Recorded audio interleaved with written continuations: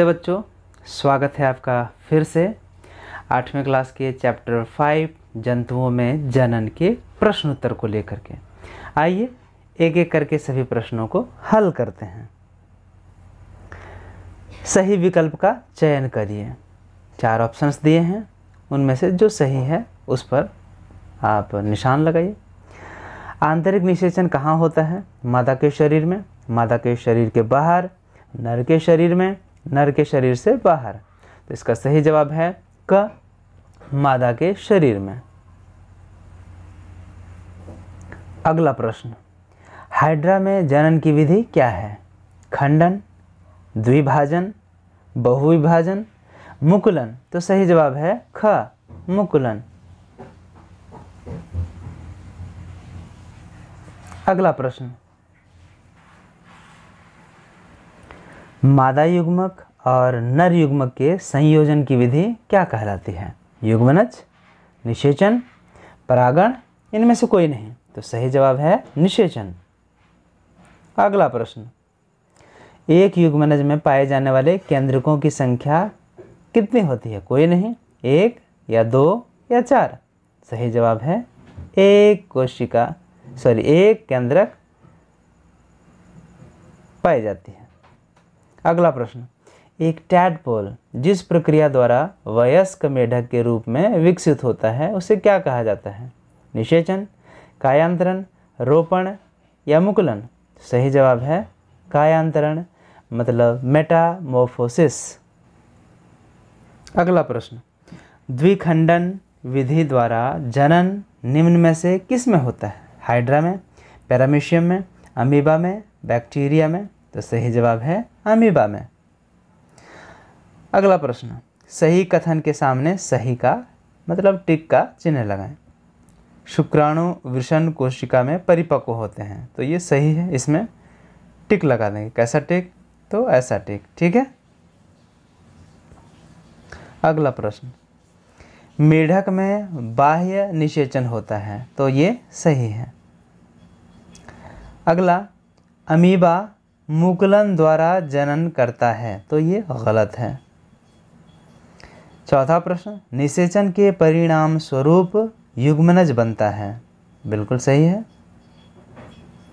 पांचवा प्रश्न, भ्रूण एक एकल कोशिका का बना होता है। ये गलत है। जो युग्मनज है वह एकल कोशिका का बना होता है, जबकि भ्रूण बहुकोशिकीय होता है। अब तीसरा है, रिक्त स्थानों की पूर्ति कीजिए। जंतुओं के नर युग्मक क्या कहलाते हैं? तो शुक्राणु कहलाते हैं। दूसरा प्रश्न, नर युग्मक और मादा युग्मक के संलयन से क्या बनते हैं? युग्मनज बनते हैं। क्या बनते हैं? युग्मनज बनते हैं। तीसरा प्रश्न, युग्मनज विकसित होकर किस चीज़ का निर्माण करता है? किस चीज़ का निर्माण करता है? भ्रूण। चौथा प्रश्न, टैडपोल का मेढक में रूपांतरण क्या कहलाता है? तो सही जवाब है कायांतरण, मतलब मेटामॉर्फोसिस। पांचवा प्रश्न, मनुष्यों में कैसा निषेचन होता है? तो आंतरिक निषेचन होता है। अब आता है अगला प्रश्न, मनुष्य में शुक्राणु और अंडाणु के संयोजन को चित्र द्वारा दर्शाते हुए निषेचन की प्रक्रिया का वर्णन करिए। तो आप यहाँ देख सकते हैं, जो अंडाणु है वो गोलाकार होता है और जो शुक्राणु है वो लंबा होता है, उसकी पूंछ होती है आगे मुंड जैसा बना होता है। तो जो अंडाणु है उससे मादा युग्मक और जो शुक्राणु है उससे नर युग्मक, ये दोनों का संलयन हुआ तो क्या बन गया? युग्मनज। युग्मनज एक कोशिका है जो नर युग्मक और मादा युग्मक के संलयन से जुड़ने से बना है। यही युग्मनज आगे विकसित होकर परिवर्धित होकर भ्रूण बनता है। फिर भ्रूण आगे विकसित होकर गर्भ बनता है और फिर गर्भ जो है वो और विकसित होता है, तो 9 महीने के बाद वो शिशु बन जाता है। अगला प्रश्न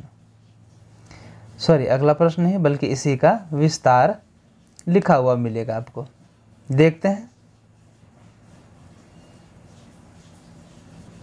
आइए, मनुष्य में जब मादा जनन कोशिका यानी अंडाणु और नर जनन कोशिका यानी शुक्राणु का संयोजन होता है तो एक नई कोशिका का जन्म होता है जिसे युग्मनज कहते हैं, और यह प्रक्रिया निषेचन कहलाती है। बाद में यही युग्मनज विकसित होकर भ्रूण में परिवर्तित हो जाता है। ठीक है। 5वां प्रश्न, सजीवों में जनन क्यों महत्वपूर्ण है, समझाइए। तो उत्तर होगा, एक ही तरह के जीवों का पीढ़ी दर पीढ़ी निरंतरता बनाए रखने के लिए सजीवों में जनन प्रक्रिया बहुत ही महत्वपूर्ण है। इससे जीवों का अस्तित्व बना रहता है। 6ठा प्रश्न, आंतरिक निषेचन और बाह्य निषेचन में क्या अंतर है। तो उत्तर होगा, जब निषेचन मतलब शुक्राणु और अंडाणु के संलयन या संयोजन की प्रक्रिया मादा के शरीर के अंदर होता है तो उसे आंतरिक निषेचन कहते हैं, जैसे कि मनुष्य में, हाथी में, गाय आदि में। और इसी प्रकार जब निषेचन की प्रक्रिया मादा के शरीर के बाहर संपन्न होती है तो उसे बाह्य निषेचन कहते हैं, जैसे कि मछली और मेढक आदि में होता है। 7वां प्रश्न, अलैंगिक जनन क्या है। उत्तर है, जनन की वैसी प्रक्रिया या वैसा प्रकार जनन का जिसमें संतति की उत्पत्ति के लिए एकल जनक की जरूरत होती है, अलैंगिक जनन कहलाता है। जैसे अमीबा में द्विखंडन द्वारा अलैंगिक जनन होता है, जैसा कि चित्र से स्पष्ट है। आप देख सकते हैं कि एक जनक कोशिका है तो उसके अंदर का जो केंद्रक है वह भी विकसित होकर के बीच में संकुचित हो जाता है, और जो पूरी अमीबा है कोशिका द्रव्य है वह जो है वह भी बीच में संकुचित होता है। तो आगे जा करके ये दो नई कोशिकाओं में बंट जाता है, तो इसी को हम लोग बोलते हैं द्विखंडन। ठीक है। 8वां प्रश्न, जंतुओं में अलैंगिक जनन की दो विधियों का वर्णन कीजिए। तो उत्तर, जंतुओं में अलैंगिक जनन की दो विधियां निम्न हैं। पहला द्विखंडन मतलब बाइनरी फिशन। अमीबा जो एकल कोशिकीय जीव है, जनन प्रक्रिया के समय अमीबा की जनक कोशिका का केंद्रक दो भागों में बढ़ जाता है। परिणाम स्वरूप कोशिका भी मध्य भाग में संकुचित होकर अंत में विभक्त होकर दो नई कोशिकाओं में बदल जाती है, और इस तरह के जनन को द्विखंडन कहते हैं। ठीक है। चित्र में आप देख सकते हैं एक परिपक्व अमीबा है, वह बीच में संकुचित होता है और दो नए अमीबा में टूट जाता है। दूसरा है मुकुलन बडिंग। हाइड्रा जैसे जीवों में जनन प्रक्रिया में कुछ संरचनाएं उभर आती हैं जिन्हें मुकुल कहते हैं। ये मुकुल बाद में प्रवर्धित मतलब बढ़ करके अपने जनक हाइड्रा से अलग होकर नए हाइड्रा बन जाते हैं। तो हाइड्रा द्वारा अलैंगिक जनन की यह प्रक्रिया मुकुलन कहलाती है।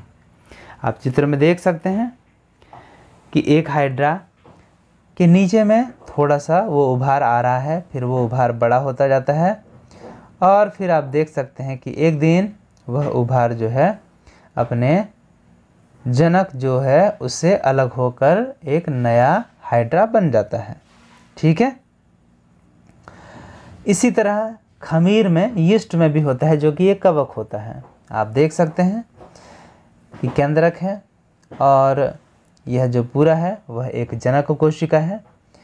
फिर वो केंद्रक और कोशिका जो है थोड़ा बीच में संकुचित होता है, और एक दिन कालांतर में जा करके वो अलग अलग जो है संतति कोशिका में टूट जाती है। तो मैंने बढ़ जाती है या अलग हो जाती है, पहले जैसी जनक कोशिका जैसी वो दिखने लगती है। समझ गए। तो ये हो गया, यीस्ट में भी मुकुलन विधि से जनन होता है। ठीक है। अगला प्रश्न, माता के गर्भ में शिशु के विकास की प्रक्रिया को का संक्षिप्त वर्णन करिए। तो इस चित्र को देख करके आप इसको बना सकते हैं। ठीक है। चित्र को यदि आप कलाकारी करते हैं, जानते हैं तो आइए उत्तर देते हैं। शुक्राणु और अंडाणु के निषेचन के फलस्वरूप युग्मनज बनते हैं। कई बार बताया, युग्मनज अनेक कोशिकाओं में विभाजित होते रहते हैं। कोशिकाओं के समूहीकरण से कई ऊतक और अंग जो हैं वो बनते हैं और बढ़ते हैं, जिसे भ्रूण कहते हैं। गर्भाशय में भ्रूण लगातार विकसित होता रहता है और धीरे धीरे कई अंग जैसे नाक, कान, आँख, पैर आदि डेवलप हो जाते हैं। तो भ्रूण की जिस अवस्था में शरीर के सभी अंगों की पहचान होने लगती है उसे गर्भ कहते हैं। और 9 महीने में मतलब 270 दिन में गर्भ का विकास पूर्ण हो जाता है, तब नवजात शिशु का जन्म होता है। मतलब माँ के पेट से जमीन पे आ गया तो वह शिशु कहलाने लगेगा। 10वां प्रश्न, 2 जंतु हैं जिसमें पहले में बाह्य निषेचन होता है और दूसरे में आंतरिक निषेचन होता है। साथ ही पहला अंडा देता है और दूसरा सीधे ही शिशु को जन्म देता है। तो उत्तर दीजिए कि पहले जंतु को किस प्रकार का जंतु कहा जाएगा। तो इसका सही जवाब होगा अंडप्रजक। दूसरा प्रश्न है, पहले जंतु के 2 उदाहरण दीजिए, जैसे कि मेढक और मछली। तीसरा प्रश्न इसमें है कि दूसरे जंतु को किस प्रकार का जंतु कहा जाएगा। तो दूसरे जंतु को जरायुज कहा जाएगा, जैसे मनुष्य, हाथी आदि। तो ये चैप्टर का प्रश्न उत्तर होता है खत्म। आप सभी का हार्दिक धन्यवाद। यदि आप लोगों को बाकी पहला चैप्टर, दूसरा चैप्टर, तीसरा चैप्टर और चौथा चैप्टर के भी प्रश्न उत्तर चाहिए, मैंने सभी चैप्टर्स के प्रश्न उत्तर चाहिए, तो आप कमेंट बॉक्स में जा करके लिंक को क्लिक करके सारे प्रश्न उत्तर देख सकते हैं। दूसरा, इस वीडियो के डिस्क्रिप्शन में भी लिंक दिया हुआ है, वहाँ से क्लिक करके प्लेलिस्ट का आप सारे चैप्टर्स के प्रश्न उत्तर देख सकते हैं। और तीसरा, यहाँ पे ऊपर में आई बटन आपको इस जगह पे दिखेगा, उसको भी आप क्लिक करके देख सकते हैं बाकी चैप्टर्स के प्रश्न उत्तर।